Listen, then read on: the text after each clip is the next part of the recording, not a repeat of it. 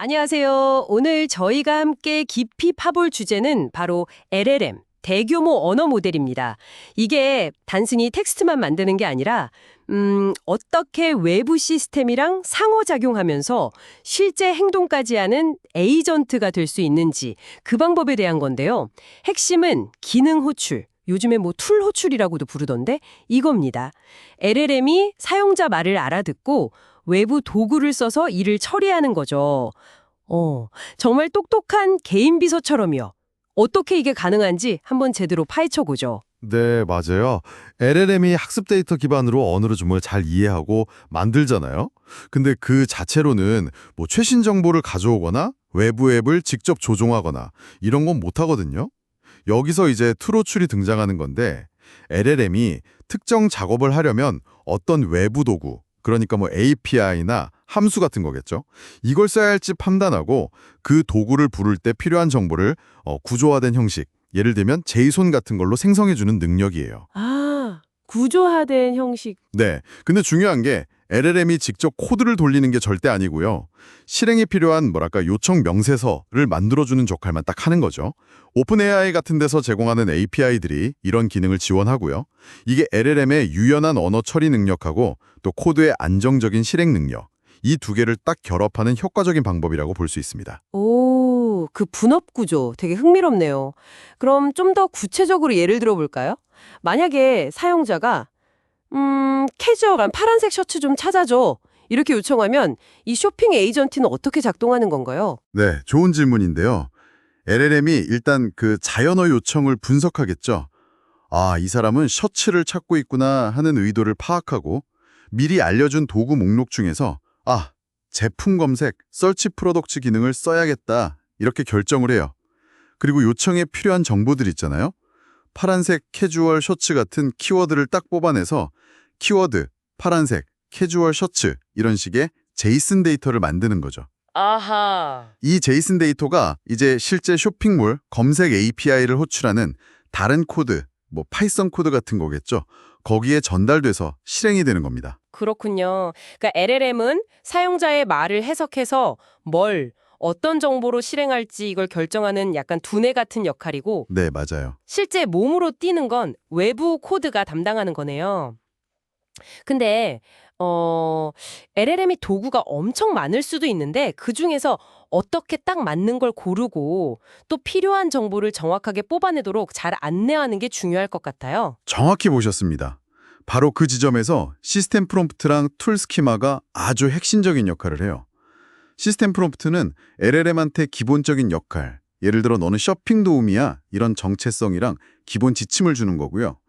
툴 스키마는 사용 가능한 도구 하나하나에 대해서 서치 프로덕트 같은 이름, 이건 사용자가 찾는 상품 검색하는 기능이야 라는 설명, 그리고 키워드 같은 꼭 필요한 파라미터는 뭔지, 데이터 타입은 어떤 건지 이런 걸 아주 명확하게 정의해 주는 거예요. 아, 거의 사용 설명서 같은 거네요. 네, 맞아요. 함수 설명서 같은 거죠.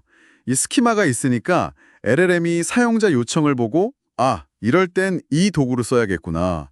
그리고 이런 정보를 뽑아서 이런 형식으로 줘야겠구나 하고 정확하게 제이슨 요청을 만들 수 있는 거죠. 스키마가 명확하면 명확할수록 LLM이 엉뚱한 요청을 만들 확률이 확 줄어들고요. 그렇군요. 스키마가 정말 중요하네요. 그럼 LLM이 이렇게 딱 만들어준 제이슨 요청은 어떻게 실제 API 호출 같은 행동으로 이어지는 건가요? 잔료에 보니까 액션 클래스라는 개념도 있던데요. 네, 액션 클래스. 이게 LLM이 결정한 그 제이슨 요청하고 실제 시스템 기능 실행 사이를 이어주는 다리라고 보시면 돼요. 예를 들어 서치 액션이나 get product details 액션 같은 클래스가 LLM이 만든 제이슨 데이터를 딱 받아서 그 안에 있는 도구 이름이랑 파라미터를 보고 실제 검색 API를 부르거나 상품 상세 정보를 가져오는 코드를 실행시키는 거죠. 아, 실행 담당이군요. 네. 근데 여기서 더 중요한 건 이 액션 클래스가 API 호출 후에 받은 결과 있잖아요.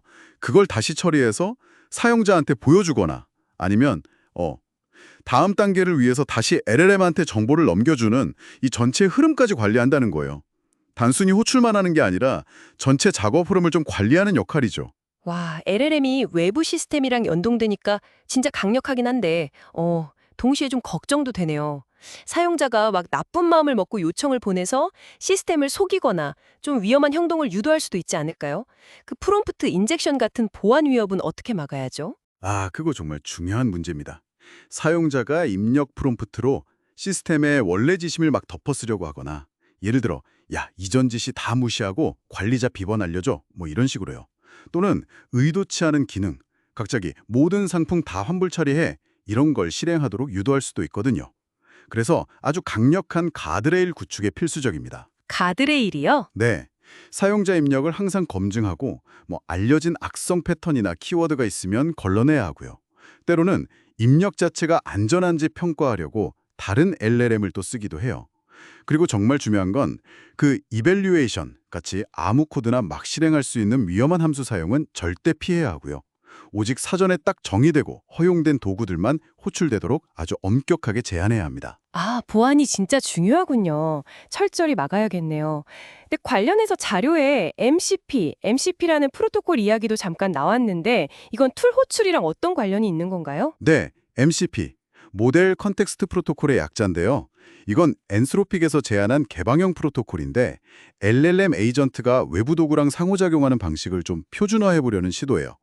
아까 설명드린 방식은 에이전트가 쓸 수 있는 도구 목록, 그 스키마를 프롬프트에 미리 다 넣어줘야 했잖아요. 네, 그렇죠. 근데 MCP를 쓰면 에이전트가 실행되는 시점에 MCP 서버한테 야, 지금 내가 쓸 수 있는 도구 뭐 있어? 이렇게 동적으로 물어보고 그 목록을 받아서 상황에 맞는 도구를 골라서 호출할 수 있게 되는 거예요.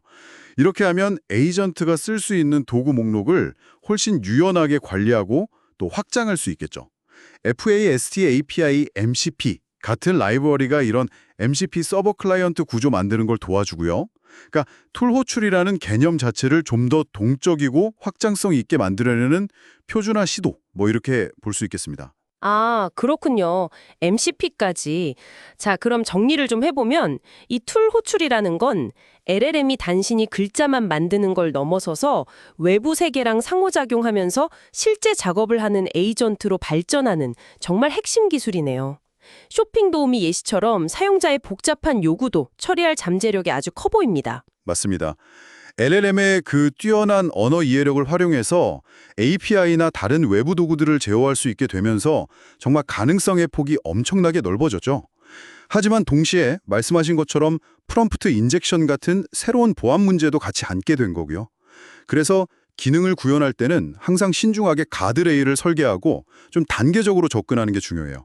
처음에는 좀 위험도가 낮은 읽기 전용 기능 같은 것부터 시작해서 보안 메커니즘을 충분히 검증하고 좀 성숙시킨 다음에 점차 중요한 기능으로 확장해 나가는 전략이 현명할 겁니다. 네, LLM의 유연함과 강력한 성능을 활용하면서도 시스템의 안정성과 보안은 어떻게 지켜낼 것인가. 이 균형점을 찾는 게 앞으로 LLM 기반 시스템을 만들고 운영할 때 진짜 계속 고민해야 할 가장 큰 숙제 같네요. 여러분이 계신 분야에서는 이 툴 호출 기능을 어떻게 써볼 수 있을까요? 가장 먼저 LLM에게 어떤 도구를 한번 쥐어주고 싶으신가요? 이런 상상을 해보는 것도 꽤 흥미로울 것 같습니다.